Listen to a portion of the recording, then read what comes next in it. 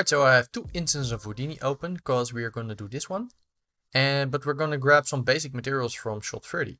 Because there we already made some basic peanut material and we have the chocolate.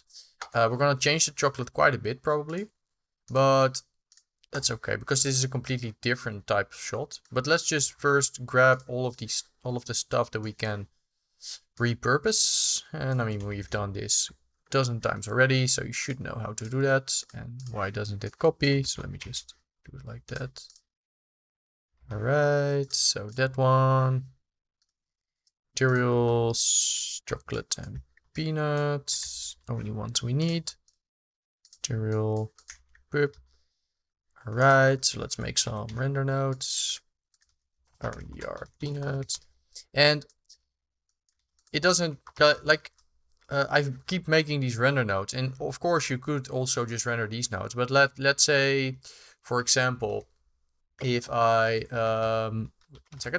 if I decide that I want to use, for example, proxies at some point, like Redshift proxies, for example, which can be, if you have very heavy scenes, it might make sense to write out proxies. And if you have separate render nodes, you can just put a Redshift back proxy in here and then turn on proxies, and then you'd still have your working node here for doing whatever simulations, but you could load your proxies in here. So it's just generally just better to have separate render nodes, just better separate render management. Even if you're doing like bigger projects, you might probably even split up your scenes and have like separate scenes for lighting and shading and stuff like that.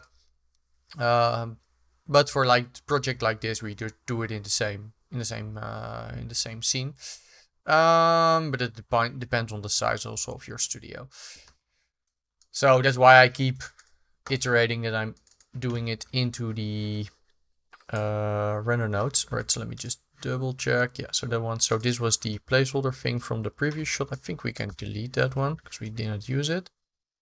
Alright, so let's do object merge and let's just, oh, we already ground. Right, so essentially we could just rename this to RDR peanuts because it's already just a, right. Right. Chocolate needs to come from over here. Essentially the file node, so we could essentially also just do it like this and just load the file. Then it doesn't need to reference back the node over here, which might also make a difference.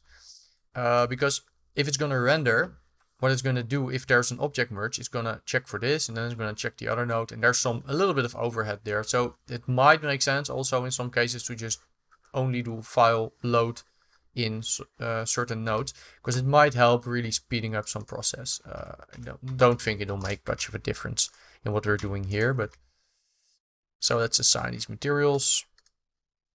Let's go chocolate. Let's go peanuts. Right.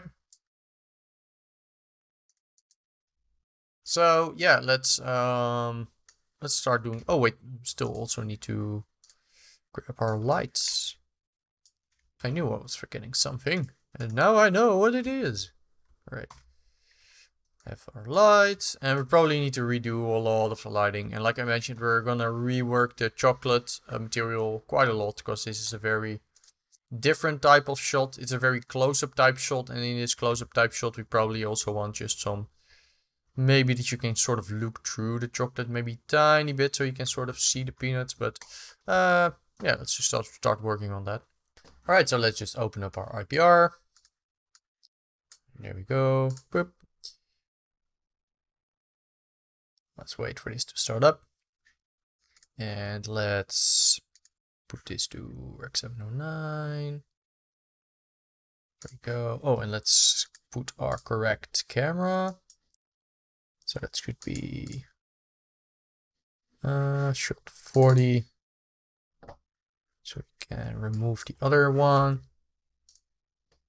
Let's just reload.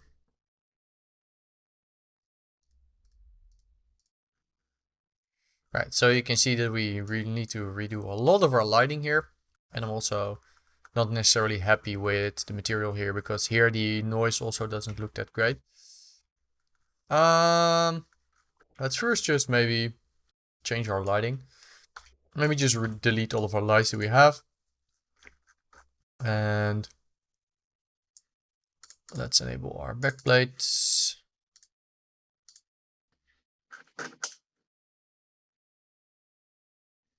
Oh, and I need to disable something on my IPR. Yeah, I just updated Redshift. Sometimes Redshift will complain if you update it and there's still old stuff from the nodes there.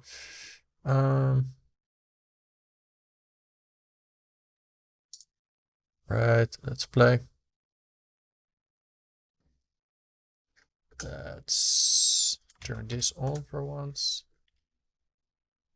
And for some reason I don't see the background. All right, there we have the background. All right, so let's, I guess, start adding some, let's freeze the camera. Let's start adding some lights here. So probably we don't want to turn down the HDR. And let's just have a look. So if we look at our thing here, we want like pretty strong light coming from here. I guess we can make that one quite big.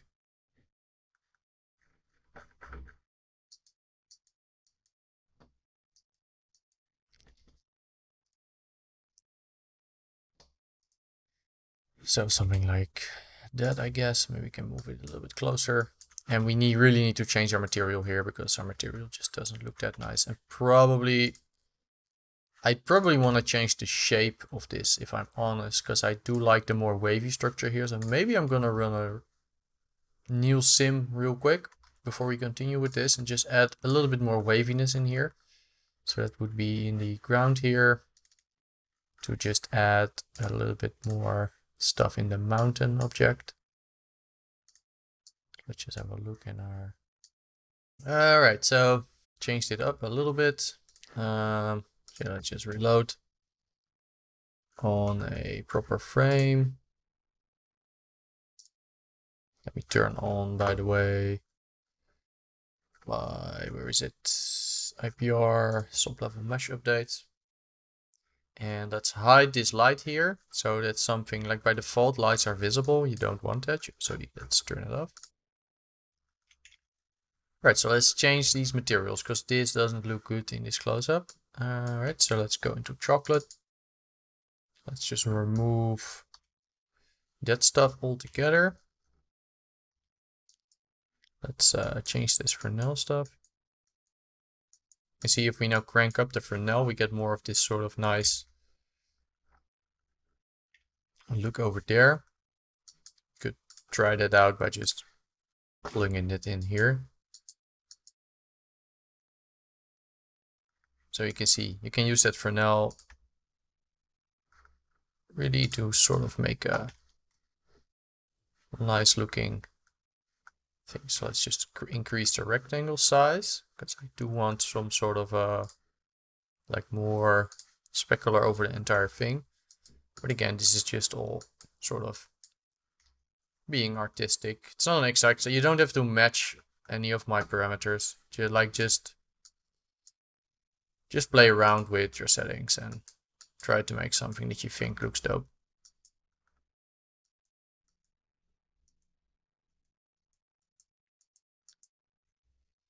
It's kind of like painting, but then with light. So, alright, so let's do 300. Alright, so... And I'm not completely sure if still, if I'm honest, like how deep the peanuts are in here.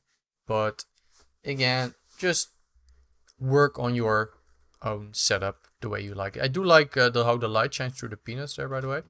But let's change our material a little bit. Let's have a look at our materials. Right, so if we look at subsurface scattering here, probably want to change our settings maybe. Let's maybe decrease the... I can increase the radius. Let's change the...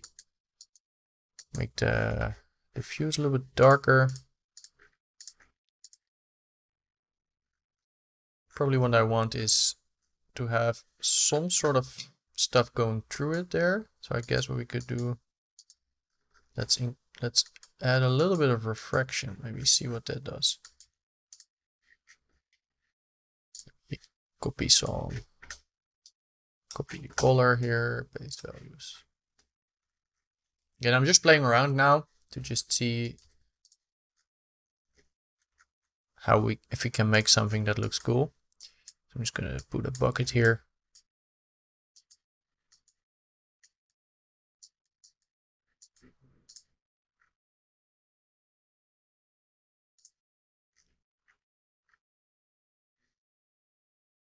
So maybe a little bit less absorption,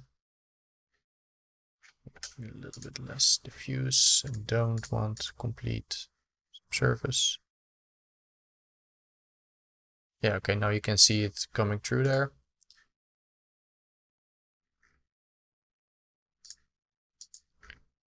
So let's just have a look.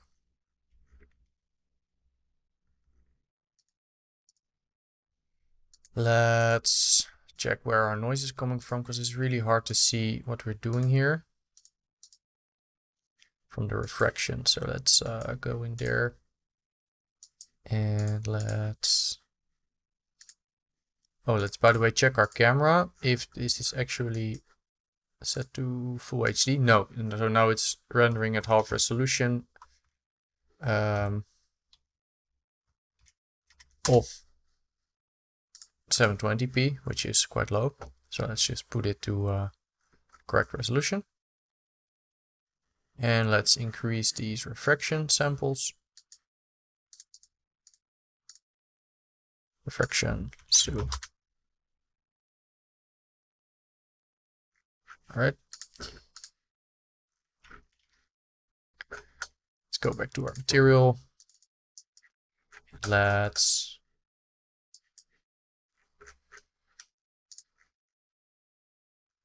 refraction, maybe you want slightly lower refraction.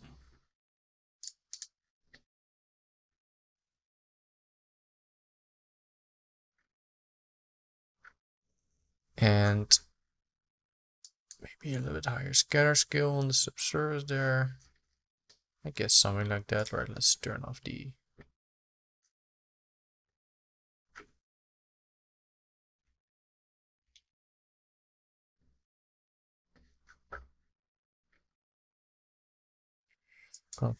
roughness on the reflection for now. Maybe do a little bit, and let's unlink the refraction roughness, because I do want probably more refraction on the refraction. So if stuff goes through it a little bit, then it might look a little bit nicer. And let's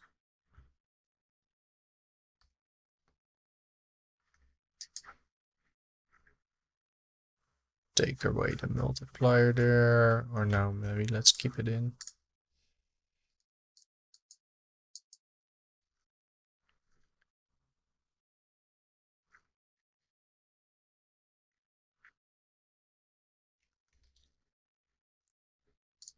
Okay, maybe I'm gonna keep it quite low.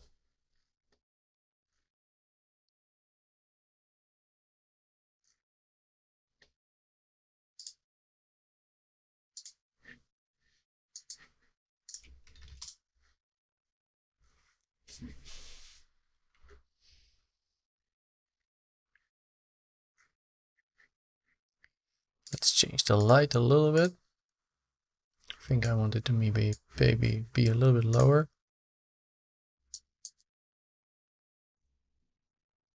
Let's maybe do a little fill light on the back here.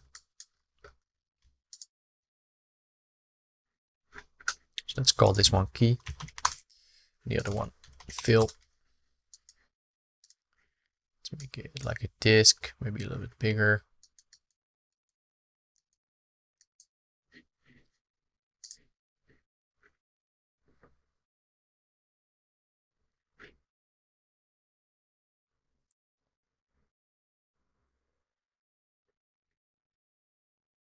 Okay, I think I may be on this material here. I am going to increase the diffuse weight a little bit. Let's turn down the specular.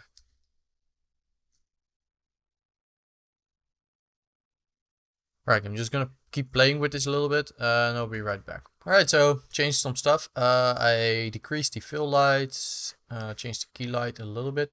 So on here, Fresnel is set to 31, multiplier 2.06. I've made the light, the diffuse color here a little bit lighter and the transmittance color as well. So these are the absorption scale values, and the roughness is also changed. So I think this chocolate here looks quite okay. So if you go see the refraction, for example, you can still see like a little hint of peanut through the chocolate, because remember, I mean, chocolate, it just poured, so it's still a liquid, so it might be like slightly refractive. So, by the way, let's turn on motion blur, so these ones there will actually fall down, or that the ones that fall down actually blur. So let's go to the out. See if it's on. It's already on, so let's then have a look at our peanuts. And let's use mesh deformation motion blur.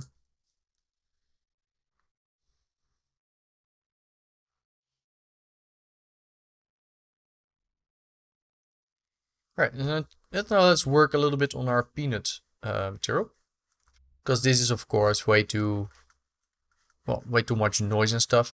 Let me, by the way, double check is there's actually velocity on our peanuts, and there doesn't look to be velocity on them.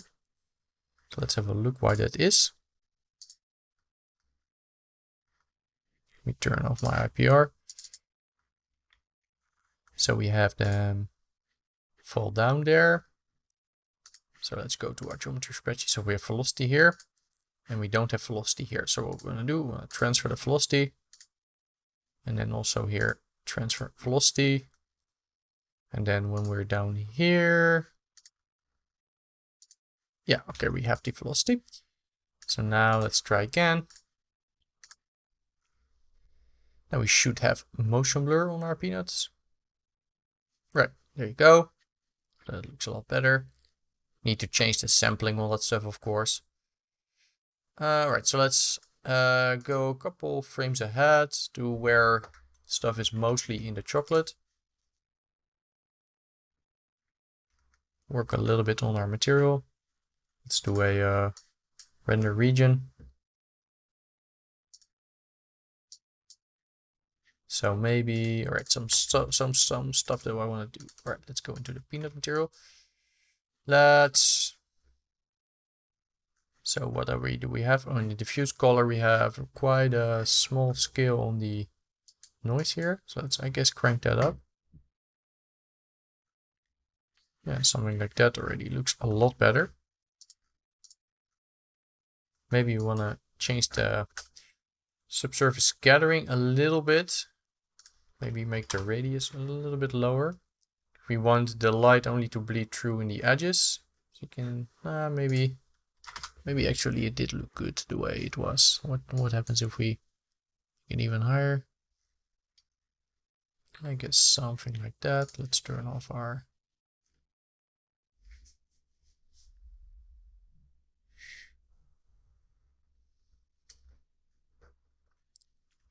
And of course, this shot is really gonna come to life once we start adding depth of field, but we're gonna do all of the depth of field inside of compositing with a plugin called Frischluft. I mean, of course you could also render it, but that's just gonna make it a lot slower. So maybe I want maybe some more light here on the side. So maybe I'm gonna add a little bit of an extra light over here just to see what it'll do.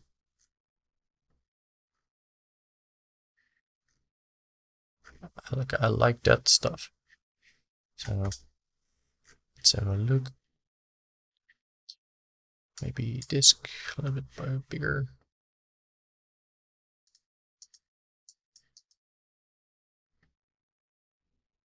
And increase the intensity a little bit. Let's change the temperature maybe.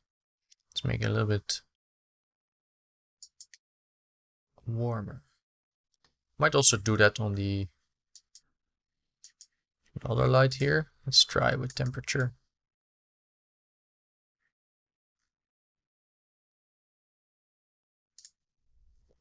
So the temperature you can give it a color, but you can also change the light temperature. So like if I put it over here, you can see it's going to get a lot more bluish. If I put it way down here, it's going to get a lot more reddish. Kind of like the sort of reddish tint. It's also what I had here a little bit.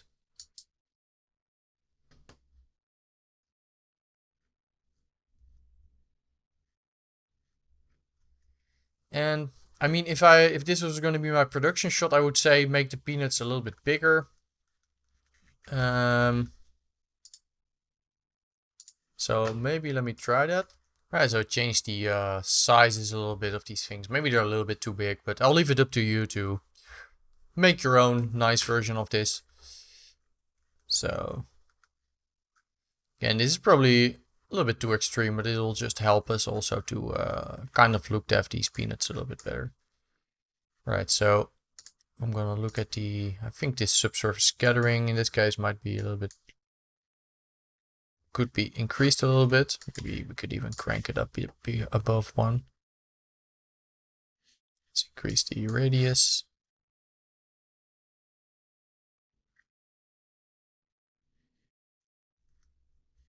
And I'm also gonna maybe increase the displacement is turned off, so that's a thing. Let's go to tessellation, enable tessellation, and enable displacement.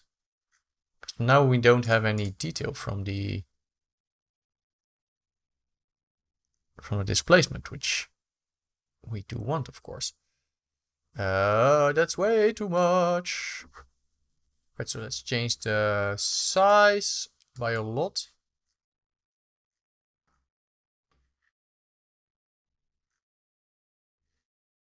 So like 4. Let's change the displacement. Let's press render, see what this will do. Probably even lower.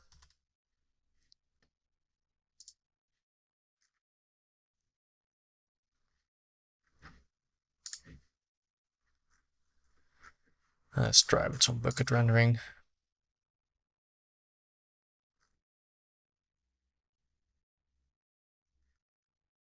I think something like that actually looks pretty good. Maybe it's a little bit too rough. And maybe also I want to change the size of this a little bit. And what you could even do, you could even blend some displacements together. Like I could make this one bigger. And I could do another one. And make it small.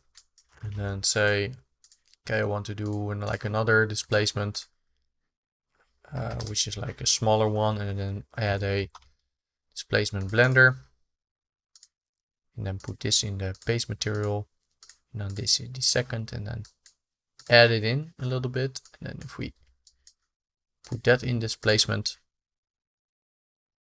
we should have a mix between the big displacement and small displacement. So let's have a look what that looks like. Yeah, so something like that. Let's turn off the render region. So I'd say it looks pretty decent. I mean, just keep working on it. Like this was mine. I like my peanut chunks here a little bit better, but it's close enough. So we have all of the. So let's configure our puzzle mat. So we want our peanuts maybe to be puzzle mat 1, and our chocolate to be puzzle mat 2. And then the out, we can remove our second puzzle mat because we only have 1 in this case.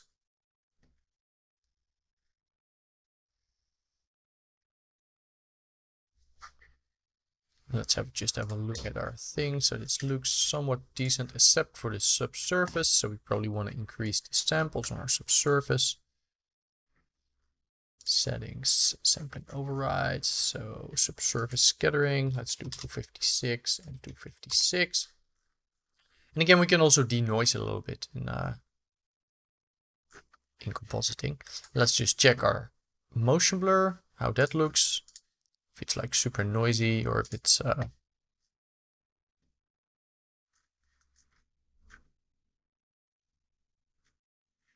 So that looks quite noisy. So let's change the unified samples to something like 8 and 64. 128. 256. Yeah, so something like that I think should be good enough to be able to denoise as well. Alright, so yeah, it looks pretty good. Let's just render one frame for this. So that's set to shot is set properly. Alright, let's just render one frame. Render to disk. Yes.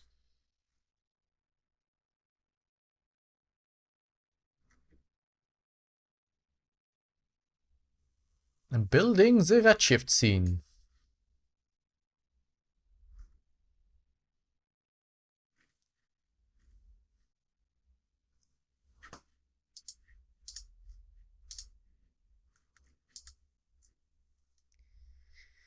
Yeah, so with that one out of the way, you could work on this. I'm not completely happy with the peanuts. Maybe they're too specularly, but I'll leave it up to you to tweak it until you're happy with it.